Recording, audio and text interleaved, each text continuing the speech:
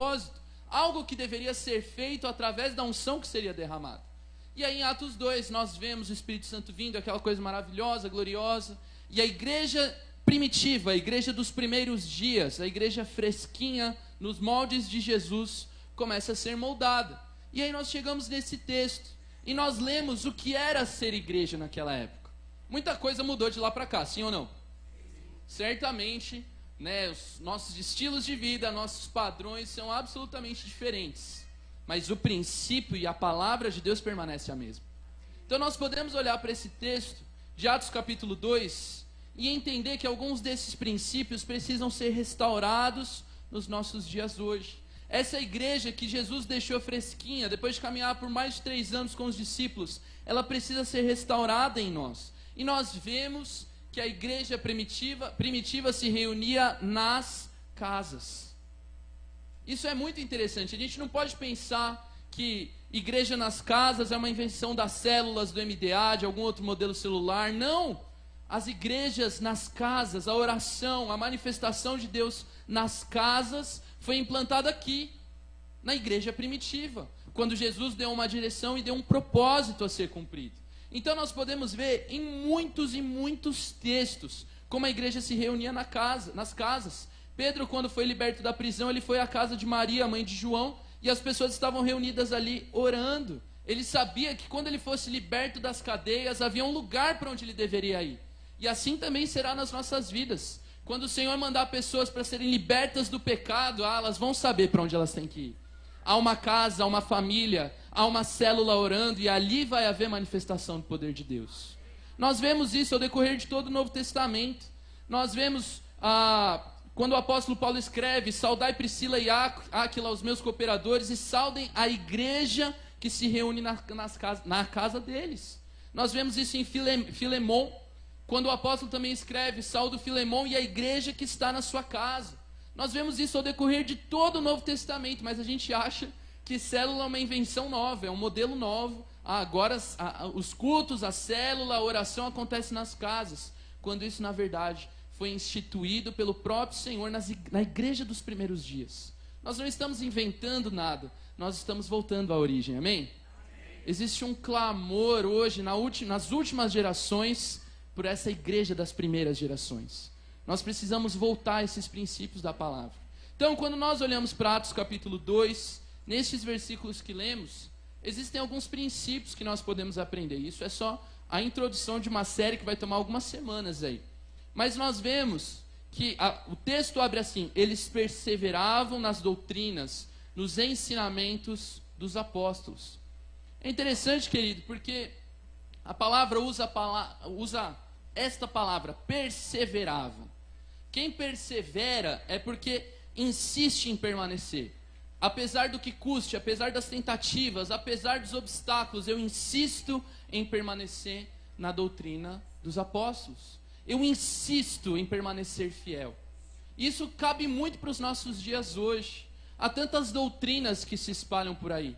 Agora, em tempos de rede social, em tempo de YouTube, você vai encontrar tantas e tantas doutrinas. Você vai encontrar tantas e tantas palavras, e tantas direções, e tantos alimentos. Mas o texto nos ensina isso. Eles perseveravam em permanecer na doutrina dos apóstolos. Isso fala muito para mim sobre igreja local, sobre nossa liderança. Deus tem te plantado em um lugar, amém? Amém. Aqui há alimento para você. Aqui é onde você vai ser abastecido, vai ser recarregado. Persevere na doutrina dos apóstolos, persevere na doutrina do lugar onde o Senhor te plantou. Permaneça aqui. Insista em permanecer. Independente dos obstáculos, independente das oportunidades que apareçam por aí, insista em ser fiel. Assim foi a igreja dos primeiros dias. Nós precisamos ter muito claro qual é a nossa doutrina e onde nós devemos insistir em permanecer, perseverar em permanecer. O texto também fala que eles perseveravam na oração e na comunhão. Isso fala muito para nós a respeito de células. Se algo que eu aprendi nesses anos é que uma boa comunhão cristã, ela sempre vem acompanhada de oração. É ou não é verdade? Né, Márcia? Sempre sai alguma oração ali. Sempre você está trocando uma ideia, comendo um cachorro quente, mas alguém precisa de uma oração, você começa a orar. Faz parte. Isso é tão bom, a gente não pode perder isso de vista, querido. perseverar na comunhão e perseverar na oração. Insistir em permanecer assim. Não nos amoldarmos aos padrões desse mundo, a clubes sociais, a saídas, a rolês legais em galera, mas perseverar na comunhão, sim, mas na oração. Nós precisamos sair mais abastecidos dos nossos encontros com os nossos amigos. Você, talvez nem no ambiente de célula eu estou falando, mas talvez nós saímos para comer algo na semana, os casais das nossas células se encontram para fazer algo, mas ainda assim eu preciso de alguma forma ser abastecido por aquela comunhão. Eu preciso ser abastecido no meu espírito. Minha vida de oração tem que ser desafiada a ser melhor, a ser mais profunda. Nós precisamos perseverar na oração e na comunhão. O texto fala que eles tinham tudo em comum. Tudo em comum. A palavra fala também que Cristo é tudo em nós, amém? Amém.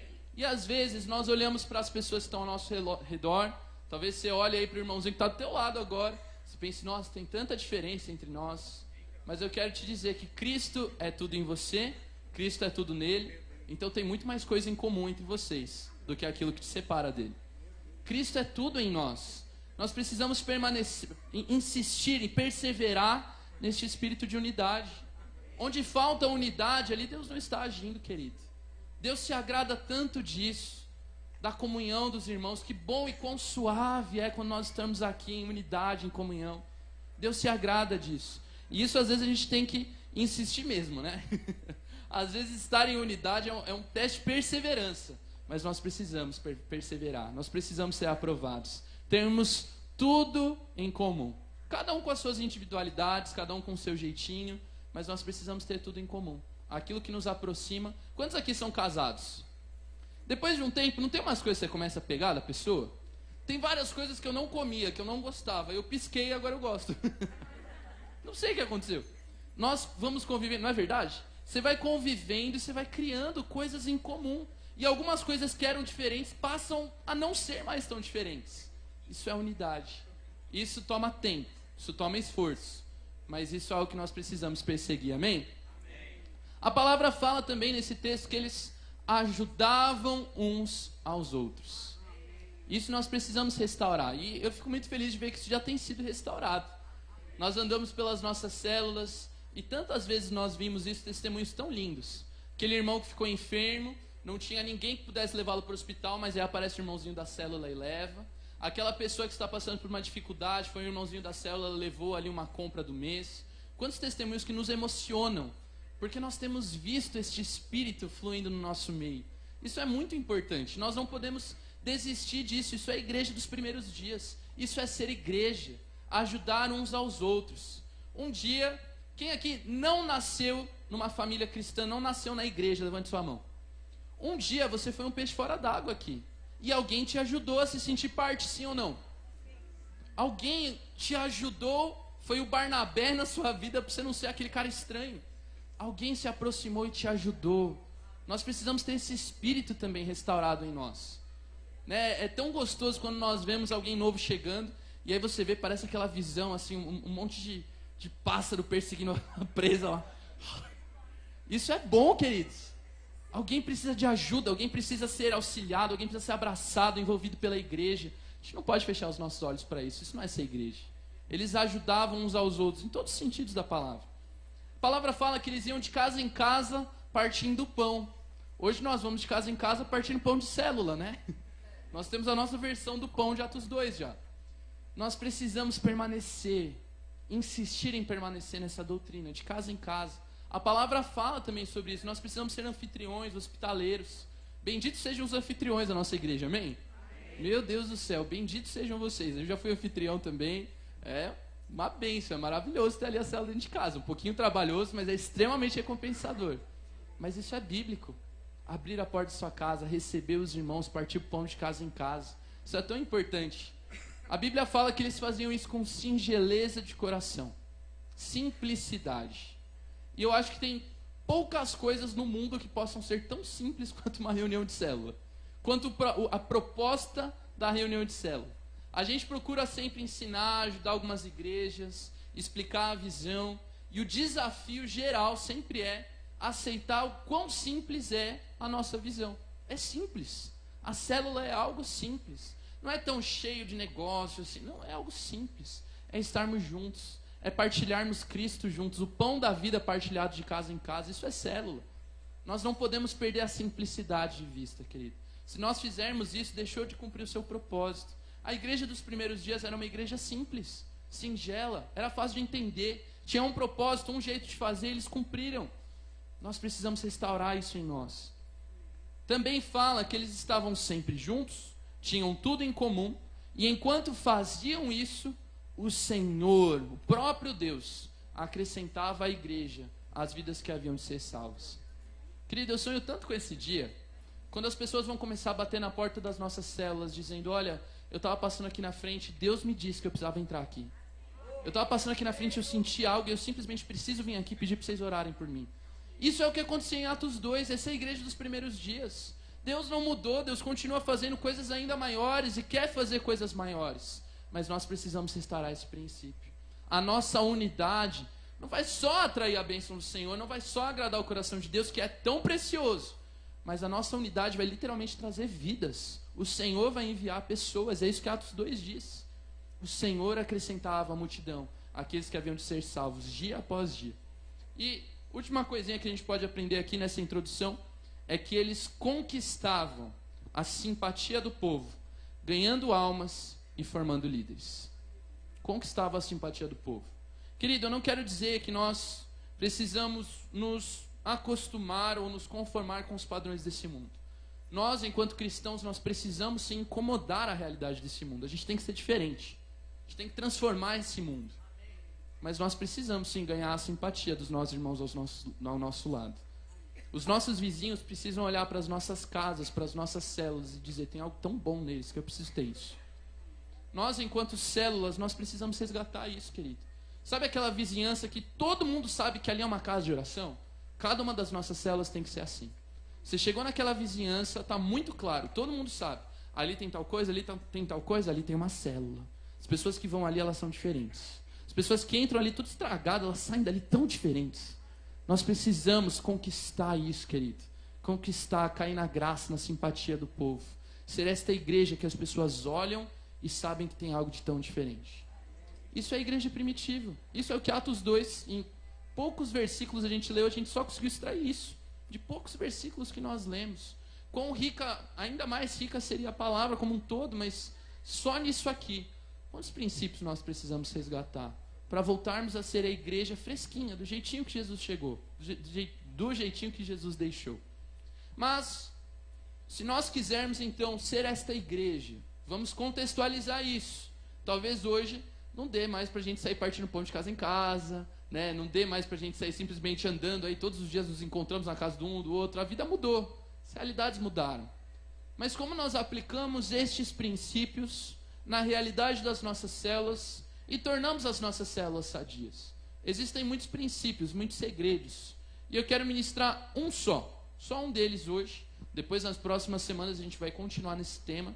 Mas como contextualizamos tudo isso que lemos na igreja primitiva e colocamos em alguns princípios? Então, o primeiro princípio, primeira característica que você vê no perfil de uma célula sadia, primeira característica dela: uma célula sadia, ela tem que ter um líder sadio. Diga: líder sadio. Líder sadio.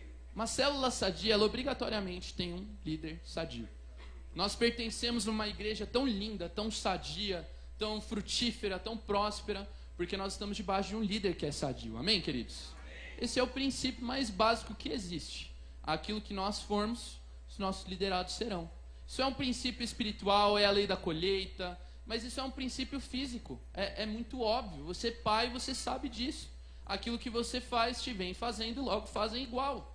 A gente vê isso toda hora nas nossas famílias. No acampamento dos adolescentes, esse mês, eu instituí a lei do dominó. Vocês lembram? Era a lei do dominó? Lei, né? A lei do dominó. Porque que eu vi? Tudo aquilo que a liderança dos adolescentes fazia, dava 10 minutos depois eles estavam fazendo igualzinho.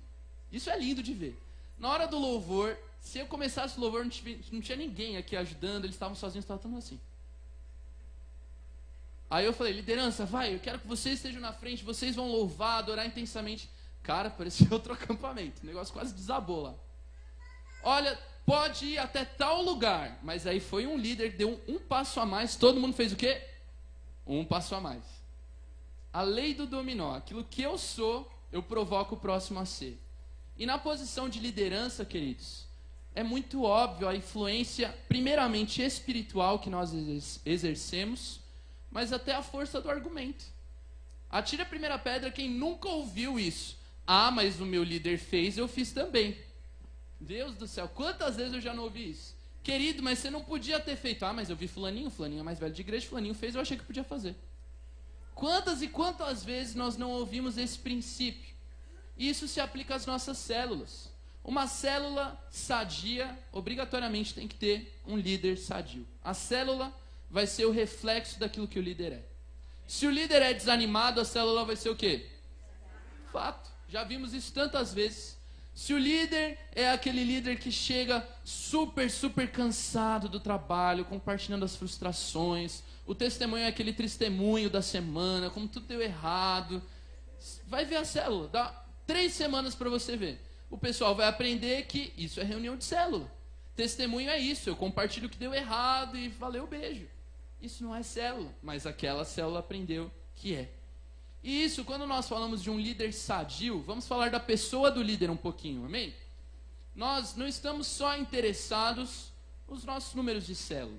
Não estamos só interessados naquilo que o líder pode produzir. Nós estamos interessados no líder enquanto pessoa, enquanto filho de Deus, enquanto um cristão. Um cristão sadio, ele tem que ter muitas características. Um cristão sadio não é só um líder sadio. Então, é muito fácil eu me encher de aparências de liderança sadias se eu sou um cristão todo enfermo, todo errado por dentro. Então, o líder sadio, antes de mais nada, ele é um cristão sadio.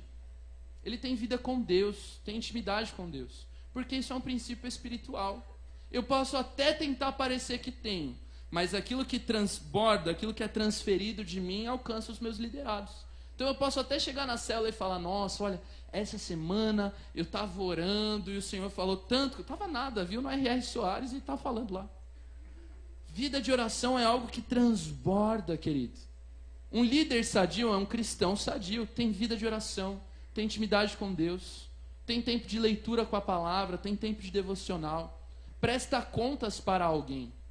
Nós não podemos esperar que um líder insubmisso, um líder rebelde, um líder questionador, não tem nada de errado de ter as suas opiniões, mas um líder que é definitivamente insubmisso, ele não vai produzir liderado submisso. É ou não é verdade?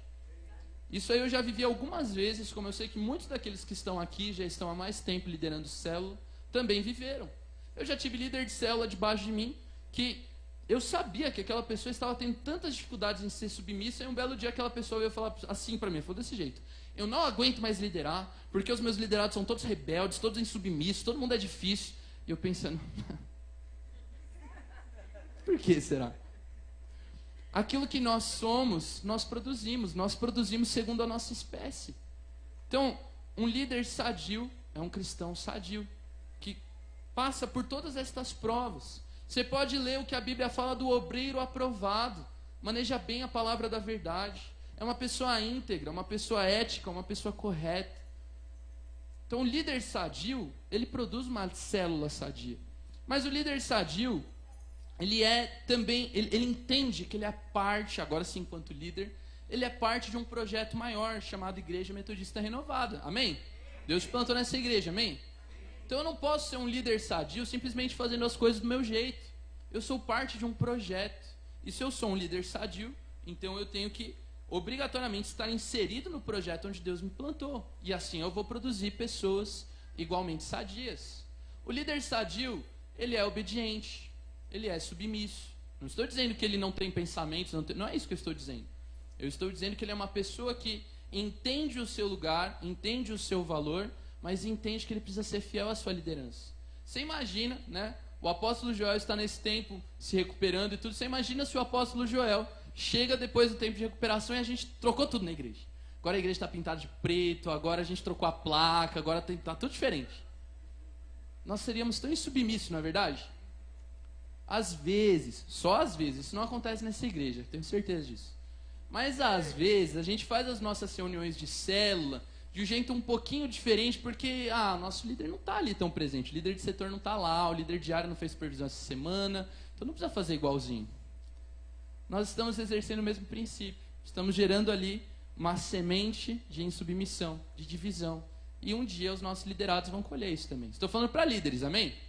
Palavra um pouquinho mais profunda nesse sentido, mas aquilo que nós plantamos, nós colhemos. E é tão legal porque Deus é um Deus abundante naquilo que você planta. A lei da semeadura ela é abundante para qualquer coisa que você planta. Você plantou ali discórdia, você plantou insubmissão, você vai colher isso em abundância. Mas você planta a honra, você planta a submissão, você planta a fidelidade, você vai colher isso em abundância também. Uma célula sadia tem um líder sadio. E um líder, ele sempre sabe que ele produz segundo aquilo que ele é. E talvez você se assombre um pouquinho se você parar para analisar algumas características suas que acabam sem querer passando para os seus liderados. Esses dias, a Priscila Cerqueira, tá aí ainda? Ela falou um negócio para mim que eu tive que admitir que é verdade. Eu demorei para admitir, mas eu admiti. Ela falou assim: pastor, você já percebeu que no louvor você parece um ventilador? Aí eu, nossa, mas por quê? Porque eu fico assim. E eu sei que eu faço isso, eu tô lá com Deus, tal. Aí ela falou, mas você vai ver que todos os adolescentes, os jovens estão fazendo igual. Eu falei, nada a ver, né? Próximo dia que eu fui ministrar louvor, eu falei, eu vou, mas eu vou fazer questão de ficar parado. Eu olhei pra igreja, a igreja parecia um ventilador ambulante, assim. Queridos, nas coisas mais simples, a gente não percebe, mas faz parte. Aquilo que nós somos, nós produzimos segundo a nossa espécie. Para olhar para a sua célula. Tem outra que é ótima. Pastor Leandro, tá aqui. Posso falar do Pastor Leandro? Pastor Leandro é um cara fantástico. Ele tem o jeito dele de começar a oração. E a gente ama. Vai na reunião do encontro, que você vai ver. Vê o Nino começando a oração, que você vai ver. Igualzinho. Ele nunca chegou e falou, gente, orem desse jeito. Mas ele é o nosso líder, nós aprendemos a segui-lo, a admirá-lo. E aí quando a gente vê, a gente está fazendo igual. E você vai olhar para os seus liderados, você vai olhar para a sua célula e perceber o quanto nas pequenas coisas, aquilo que você faz, eles acabam fazendo. Não é nem por mal, é natural. Aí você imagina isso num contexto espiritual. Se isso é nas coisas que nós enxergamos, imagina nas coisas que nós não enxergamos. Se isso é nas coisas que eu vejo que eu estou copiando alguém, eu não percebo, imagina no contexto espiritual. Então uma célula sadia, ela tem um líder sadio. Porque aquilo que o líder for, a célula também será. Se o líder for enfermo, fatalmente vai ser uma célula enferma. Se o líder tem problemas de santidade, claro que Deus na sua infinita graça pode agir, mas a lógica é que fatalmente isso vai estar sendo transferido para os seus liderados. Então o líder, ele precisa aprender. Se ele quer restaurar esses princípios da igreja dos primeiros dias, da igreja primitiva, eu exagerei um pouquinho já. A igreja dos primeiros dias, nós precisamos olhar primeiro para dentro de nós mesmos. Não só olhar para aquilo que nós produzimos, não só olhar para os nossos números, para os nossos relatórios, mas olhar para dentro dos nossos corações. Deus sonda os nossos corações e nos conhece, não há nada que esteja oculto a Ele. E talvez exista algo que nós precisamos ser melhores. Nós precisamos ser mais fiéis à nossa liderança, precisamos ser mais transparentes, prestar contas melhor, pedir oração para que a palavra se cumpra e haja cura. Nós precisamos ser aquilo que nós sonhamos que os nossos filhos serão. Eu tenho certeza que todos os pais que estão aqui sonham grandes coisas para os seus filhos. Nós somos pais espirituais, amém? Nós precisamos ser aquilo que minimamente a gente espera que os nossos filhos sejam também. Aquilo que nós formos, nós estamos lançando sobre eles. E eu quero já concluir essa palavra chamando esse tempo de oração por nós primeiramente. Nós vamos falar sobre células que multiplicam, vamos falar sobre células sadias, falamos da igreja dos primeiros dias e muitos segredos vão ser ministrados aqui. Mas antes de mais nada, nós não poderíamos começar essa série de ministrações sem olhar para dentro de nós e aquilo que nós precisamos ser melhores. Então eu quero te convidar a se colocar de pé no teu lugar. E você como um líder, você, mais do que isso, você como cristão, como filho de Deus, que você se permitisse ser analisado, ser avaliado. Deixa o Espírito Santo sondar o seu coração agora, amém? Fique de pé, feche os seus olhos e nós vamos orar. Senhor, em nome de Jesus, nessa noite nós estamos na tua presença e aqui é lugar de bênção, aqui é lugar de honra, aqui é lugar de milagre, mas aqui também é lugar de quebrantamento, Senhor. Nós queremos como líderes, Senhor, desta casa onde o Senhor nos plantou, Nós queremos primeiramente reconhecer que nada é por causa de nós, mas tudo apesar de nós. Porque o Senhor nos amou, porque o Senhor nos escolheu, porque o Senhor nos olhou com este olhar de graça, Senhor. E o Senhor tem nos ajudado. Ebenezer, até aqui nos ajudou o Senhor. Pai, nessa noite, nós queremos clamar, Senhor, pela Tua misericórdia, pela Tua graça. E que o Senhor venha, Senhor, operar em nós a cada dia mais, para que nós possamos ser, Senhor, até que atinjamos essa estatura perfeita, Senhor, do varão perfeito, Senhor. Continua operando em nós. Continua, Senhor, manifestando da Tua graça em nós. Senhor, nós somos líderes, Senhor. Nós somos Teus filhos, somos cristãos plantados nessa casa. E diante do Senhor, nós rasgamos o nosso coração. Pai, tem misericórdia se de alguma forma nós temos falhado. Tem misericórdia, Senhor, se de alguma forma nós não temos sido os líderes excelentes que vão produzir células excelentes. Nós não estamos só interessados em números, não é isso, Senhor. Mas nós queremos saquear o inferno e povoar os céus. E nós não queremos fazer isso de uma maneira hipócrita, errada, Senhor, de aparências. Nós queremos ser tudo aquilo que queremos parecer ser, Senhor. Então nos ajuda, Espírito Santo. Forja em nossos corações este caráter aprovado. Forja em nós, Pai, tudo aquilo que nos falta de alguma forma. Nos ajuda a caminharmos em vitória, Senhor. Nós queremos ser líderes sadios para produzirmos células sadias. Células, Senhor, que vão conquistar esta cidade. Células, Senhor, que vão alcançar aqueles que mais precisam, que vão libertar jovens das drogas, que vão restaurar casamentos, que vão manifestar poder de cura entre os enfermos. Nós queremos viver isso, Senhor. Nós queremos, na igreja destes últimos dias, voltarmos à igreja dos primeiros dias, voltarmos a ser tudo aquilo que o Senhor sonhou que seríamos, tudo aquilo que o Senhor disse que nós somos. Então vem, Espírito Santo, opera em nós, derrama sobre nós este poder, para que possamos fazer coisas maiores, que nós possamos ver nas nossas células o agir do Teu Espírito Santo. Nós liberamos isso deste altar sobre cada célula aqui representada, que haja cura, que haja milagre, que haja poder, que haja manifestação, Senhor, do Teu Espírito Santo, para que todos saibam que ali, naquela casa, existe algo de diferente, para que possamos cair na simpatia do povo, Senhor, para que o Senhor acrescente multidões que hão de ser salvos.